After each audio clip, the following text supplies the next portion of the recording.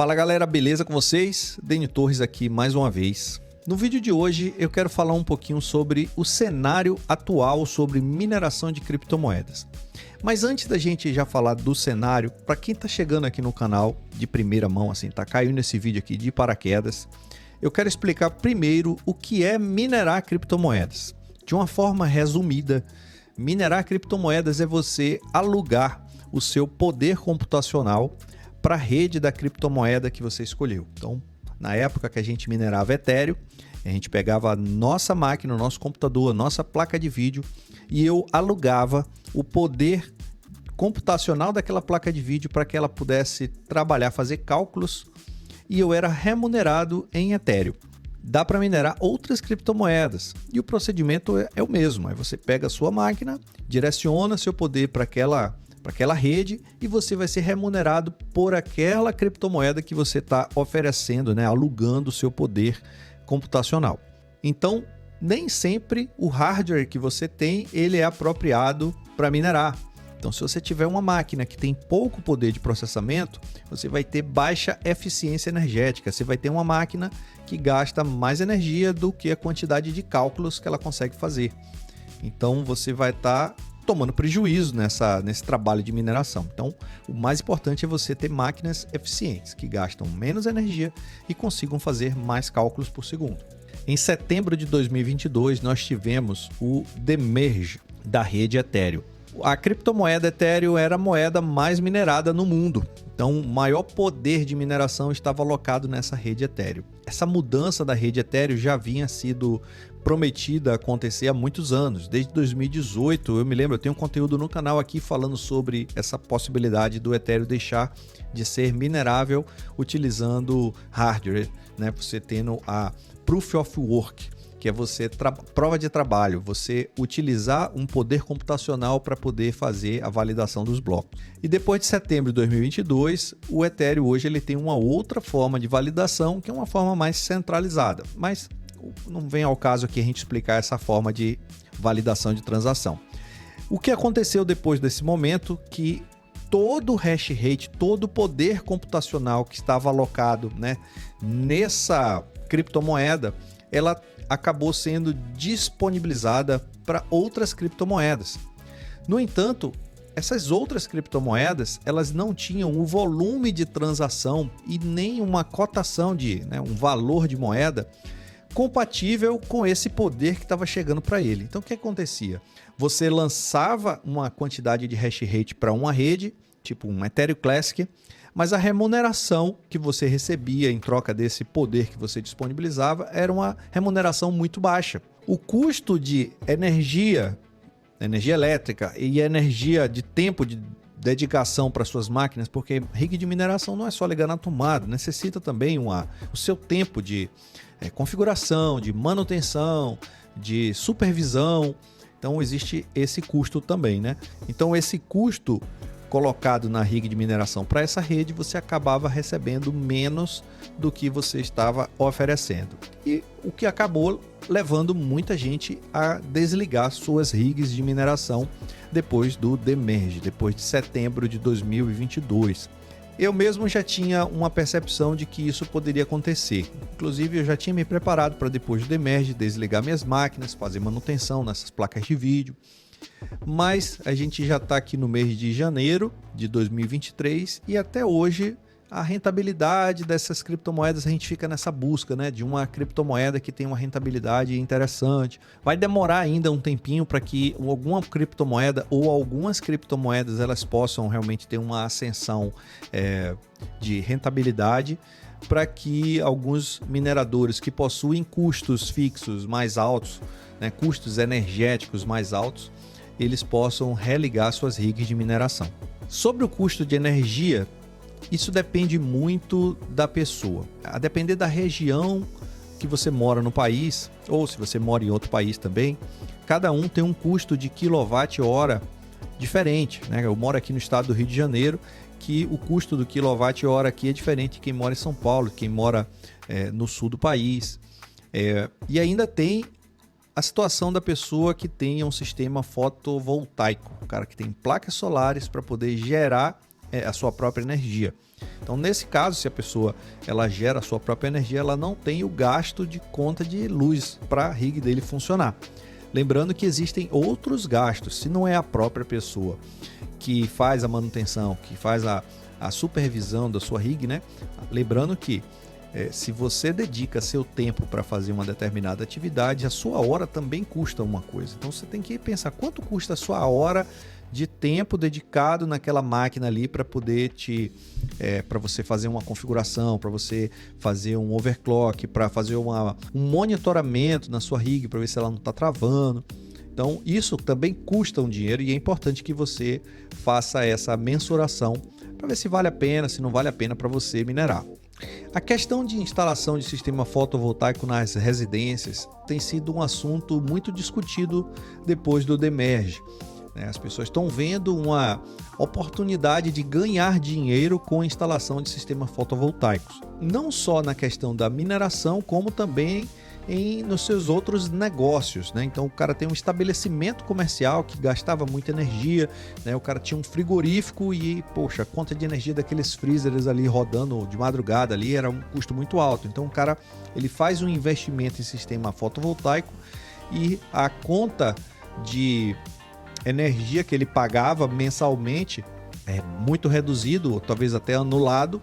E a depender do dimensionamento do sistema fotovoltaico que o cara instalou, ele pode até ficar com um crédito positivo na concessionária de energia, né? Então, você pode utilizar essa energia excedente para outras atividades que também necessitariam de um gasto energético. Mas lembrando que o sistema fotovoltaico, se você não tem nenhum conhecimento, contactar alguma empresa especializada para poder fazer uma avaliação se você também tem o perfil para instalação de sistema fotovoltaico. Não é qualquer pessoa que vai ter esse perfil. Se você gasta pouca energia na sua casa, você mora sozinho, passa o dia fora, chega em casa, só usa o chuveiro, vai dormir, talvez para você não vale a pena, porque o seu payback vai ficar muito longo, já que a sua conta de energia ela é muito baixa. No entanto, se você tem um gasto energético na sua residência mais alto, né, uma família grande, tem muito chuveiro, muito freezer, não sei o que, aí possivelmente vai valer a pena. Mas existem também alguns outros aspectos que as pessoas não se atentam, por falta de conhecimento, claro, né? Então, se você mora em um apartamento, você vai ter dificuldade. Como é que você vai colocar os sistemas fotovoltaicos num prédio, né? Você tem que pedir autorização do condomínio para você colocar na cobertura do prédio. Então, você precisa morar numa casa. E essa casa, ela não pode ter muitas árvores fazendo sombra no telhado onde você vai colocar esses painéis. Se você mora do lado de um prédio alto que faz sombra metade do dia ali também, não vai ter sentido você botar, o sistema ele capta a luz do sol, então se você botar ali na sombra ele não vai funcionar. Então necessita que você faça essa avaliação. Se você não tem esse conhecimento, contrate uma empresa na sua cidade, certamente tem aí para ele poder fazer um orçamento e fazer uma verificação do seu telhado, se a estrutura do seu telhado comporta a instalação desses painéis também, né? Porque você mora numa casa muito antiga e o madeiramento ali não suporta você botar uma quantidade grande de placas, as pessoas andarem em cima do telhado para poder fazer manutenção, também tem esses pontos. Mas voltando para o assunto de mineração de criptomoedas, o mais bacana na questão da mineração é porque a mineração ela é uma porta de entrada para você aprender sobre criptomoedas. O cara que começa a minerar criptomoedas, pensa que o cara, antes de começar a minerar, ele já tem que criar uma carteira de criptomoeda dele, né, da moeda que ele vai escolher para minerar. Então ele tem que entrar num exchange ou instalar um software no seu computador, né, uma carteira da criptomoeda. E a pessoa precisa ter um certo conhecimento básico de informática. Às vezes entram lá no meu Discord, né? Pessoas se tornam membro para poder pedir orientação, para ela aprender a minerar. E antes de começar qualquer coisa, eu faço uma anamnese, eu faço uma avaliação do conhecimento da pessoa, se ela tem um perfil para começar a minerar ou não, porque muitas vezes entra uma pessoa lá que ela não tem conhecimento, sei lá, quase nenhum de informática. Eu pergunto assim, cara, você sabe abrir no Windows aí um Explorer, criar uma pasta, renomear essa pasta, pegar um conteúdo de uma outra pasta, copiar, colar dentro dessa pasta nova que você criou, compactar essa pasta, descompactar essa pasta. pessoa não sabe fazer isso. E, de fato, se a pessoa não sabe nem fazer isso, eu oriento que a pessoa não comece a minerar. Eu falo, cara, isso aí é o básico do básico. Você não vai conseguir avançar muito na mineração se você não sabe nem colocar uma pasta. Você corre o risco muito grande de você perder as moedas que você minerou ou você danificar o hardware que você vai estar configurando para poder minerar criptomoedas. Então, para você realmente isso aí, eu recomendo que você faça um outro investimento. Faça um investimento em um curso de informática, porque hoje em dia o conhecimento em informática, conhecimento básico em informática, ele é essencial para a maioria das funções, né, de trabalho que você vai ter. Claro que existem algumas atividades que não são necessárias, né? Do tipo, o cara ele é ajudante pedreiro, o cara é gari, o cara é faxineiro. Mas se ela aprender esses conhecimentos básicos, de repente ela pode até avançar na sua vida profissional. O cara pode assumir uma outra atividade diferente. O cara pode se tornar, vamos dizer, um servente de pedreiro, um ajudante pedreiro, e ele ter conhecimento em fazer o anúncio do seu serviço na internet, por exemplo. O cara fazer o anúncio da sua atividade no OLX, fazer uma publicação sobre o seu serviço, fazer um videozinho mostrando o seu desempenho no trabalho. Isso serve também para a própria faxineira. Então, abre caminhos para a pessoa. O conhecimento da informática hoje em dia é importante para qualquer pessoa. Então, eu falo, cara, ao invés de você investir em placa de vídeo, invista num curso de informática, que para você vai ser muito bacana. Mas voltando para a porta de entrada, né, que é a mineração no mundo das criptomoedas, o cara que começa a minerar criptomoedas, ele aprende sobre carteira, né, entende sobre redes de criptomoedas, né? Existem as redes, a rede do Ethereum, a rede da BSC, a rede do Bitcoin, a rede do Litecoin, que você tem que ter o cuidado na hora de você fazer a transferência de uma criptomoeda de um exchange para uma outra, né, para uma carteira, saber utilizar qual rede correta, qual a rede que paga menos taxas. Esse conhecimento fica muito mais absorvido quando você começa a minerar. E por que esse negócio de quando você começa a minerar? Muitos anos atrás tinha um joguinho, eu não sei se ainda existe hoje, porque eu não jogo mais, mas tinha um joguinho chamado Age of Empires. Era um joguinho de civilizações, de evolução de civilizações. Então você tinha lá uma civilização e você tinha lá uma madeira que você tinha que coletar, tinha uma carne e tinha um ouro. Então a carne servia para poder fazer novos personagens, né? Um arqueiro, um trabalhador. O ouro servia para que você pudesse evoluir, né, a civilização, e a madeira para você construir casinhas novas lá. E aí você tinha lá aquela civilização, né, toda construída, e aí vinha uma civilização adversária e quebrava tudo seu lá. Na hora que quebrava tudo seu, você conseguia pegar um workerzinho seu e se abrigar dentro de uma floresta, ficar escondido dentro da floresta, para na hora que passasse aquela onda, aquela maré ruim ali, você devagarzinho ia quebrando ali madeira, ia coletando aos poucos, aí fazia mais um outro worker, aí você ficava ali com 2 funcionários juntando e a sua civilização reconstruindo. Na medida que você começava do zero, você reconhece melhor o valor de cada worker que você tem. E isso a gente pode fazer uma relação na vida financeira.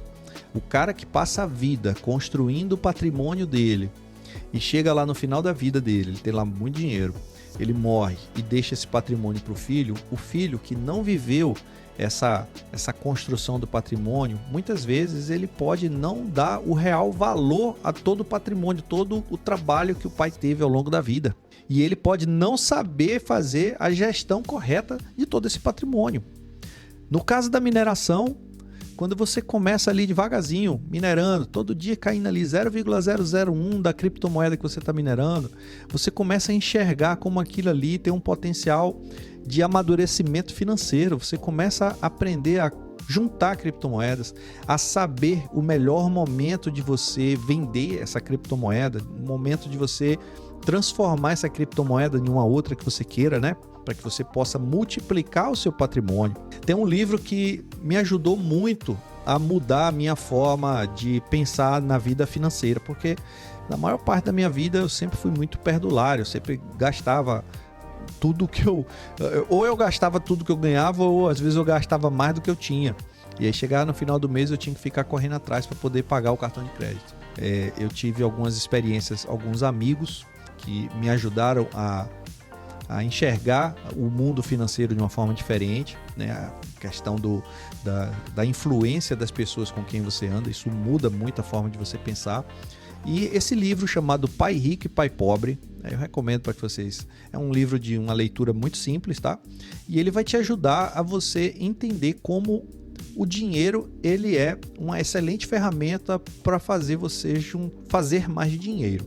Você lá com um workerzinho do Age of Empire, é muito complicado você se tornar uma grande civilização, porque vai ter muito trabalho. Mas quando você já tem muito dinheiro, as coisas ficam mais fáceis.